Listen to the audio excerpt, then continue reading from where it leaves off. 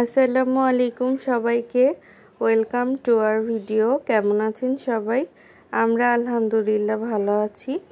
তো আম্মু তো রান্না বান্না শুরু করে দিয়েছিল, ইফতারি প্রস্তুতি প্লাস রাতের খাবার সেহরি খাবার তৈরি করছিল রান্নাঘরে। আর আমি সবসময়ের মতো চলে আসলাম মোবাইল নিয়ে ভিডিও করতে। তো আম্মু অনেক কিছুই রান্না করবে, ম্যাকারনি রান্না করবে, হালিম বানাবে ইফতারির জন্য এগুলো। আর এই তো মুরগির মাংস আলু দিয়ে রান্না করবে। মুরগির মাংস ছাড়া বা এমনি ভর্তা ভাজি ছাড়া কোনো কিছুই খেতে ইচ্ছা করছে না, মুখে একদমই রুচি নেই।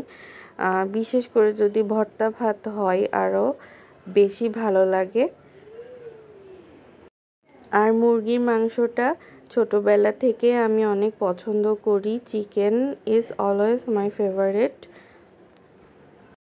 আর আম্মুর হাতের চিকেন রান্নাটা অলওয়েজ অনেক বেশি মজা হয় খেতে। মায়ের হাতের রান্না তো সবসময়ই অমৃত মনে হয়। তো এখানে আম্মুর মশলা কষানো হয়ে গিয়েছে চিকেনের জন্য। এখন ধুয়ে রাখা চিকেনগুলো দিয়ে দিচ্ছে কড়াইতে। আজকে মন ভালো লাগছে না, ভয়েস ওভার দিতেও ইচ্ছা করছে না, জানি না কেন, কি কারণে, কোনো কারণই নেই, তারপরেও মন খারাপ লাগছে। তো এই তো চিকেনটা মিশিয়ে দেওয়া হলো মশলার সাথে, এখন ঢেকে দেওয়া হচ্ছে সিদ্ধ করার জন্য। আপনাদের আজকে বাসায় কি কি রান্না হচ্ছে কমেন্ট করে জানান। আর যদি আমার ভিডিও ভালো লেগে থাকে তাহলে আমাকে সবসময় সাপোর্ট করবেন। আপনাদের ভালোবাসা আর আপনাদের সাপোর্টেই যতটুকুই আমি আগাতে পেরেছি সম্পূর্ণ আপনাদের জন্য। সো আপনারা অলওয়েজ আমাকে সাপোর্ট করবেন আর আমার পাশে থাকবেন।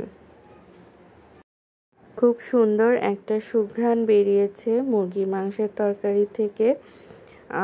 রোজা থেকে আরও বেশি ঘ্রাণটা নাকে আসছে। তারপরেও এই মাসটা হচ্ছে সংযমের মাস।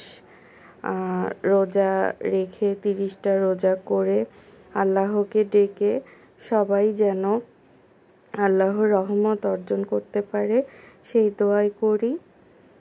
মুরগিটা কষানো হয়ে গিয়েছে ভালোভাবে, এবার পানি দিয়ে দেওয়া হলো মুরগির মাংসের তরকারিতে।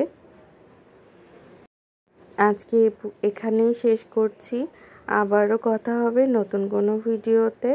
সবাই ভালো থাকবেন, সুস্থ থাকবেন, আমার পরিবারের জন্য দোয়া করবেন। আল্লাহ হাফেজ সবাইকে।